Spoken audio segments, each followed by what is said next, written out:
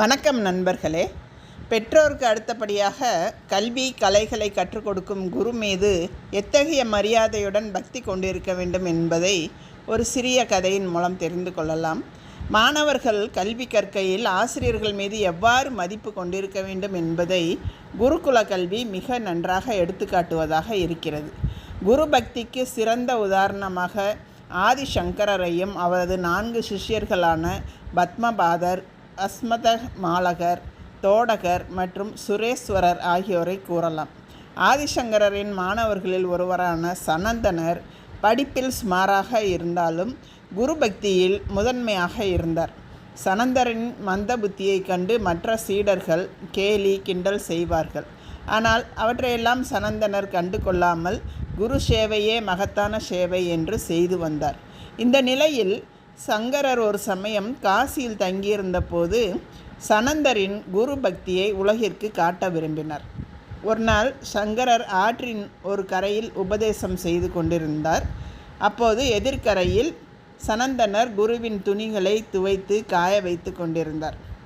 அப்போது சங்கரர் பலத்த குரலில், "சனந்தனா, என் உடை நனைந்து விட்டது, உடனடியாக காய்ந்த துணிகளை கொண்டு வா" என்றார்.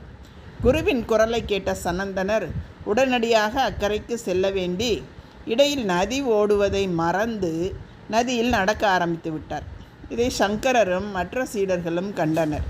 அப்போது சனந்தனர் நதியில் மூழ்காமல் இருப்பதற்காக அவர் எடுத்து வைக்கும் ஒவ்வொரு அடியிலும் ஒரு தாமரை மலரை சங்கரர் மலரச் செய்தார். அந்த தாமரை மலரின் உதவியால் ஆற்றில் மூழ்காமல் சனந்தனர் மறுகரை வந்தடைந்தார். சங்கரர் இது குறித்து எதுவும் அறியாதவர் போல, "நீ எப்படி இந்த கங்கையை கடந்தாய் சனந்தனா?"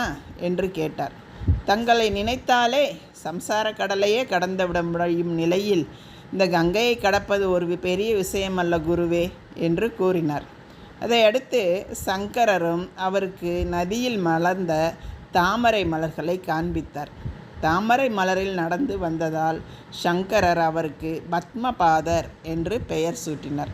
அதன் பிறகே சனந்தனர் பத்மபாதர் என்று அழைக்கப்பட்டார். யார் ஒருவர் குருவின் மீது நம்பிக்கையோடு அவர் பாதங்களில் பூரண சரணாகதி அடைகிறாரோ அவருடைய தேவைகளை குரு கவனித்து கொள்வார்.